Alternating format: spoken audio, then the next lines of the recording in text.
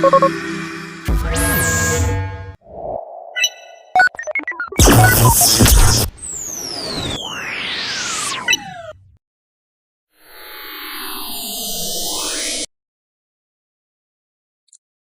good day everyone. So, hindi muna tayo makapag-upload tungkol sa ating solar or SCC dahil meron tayong ginawang oven ngayon and marami pa tayong ginawa bukod dito.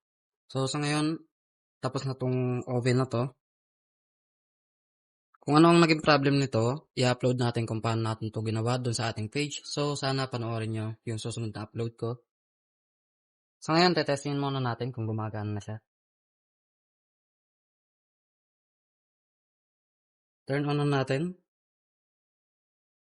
And then, ayan, nagkaroon na siya ng ilaw. And then, ito yung pinaka-temperature niya. So, yun lang. Sana panoorin nyo yung pag-repair natin dito. So, marami rin kayong matututunan. Basic lang naman to. Kaya lang, kung meron sa inyo na gustong mag-repair ng ganito or meron kayong ganito, huwag nyo munang itapon kasi sayang.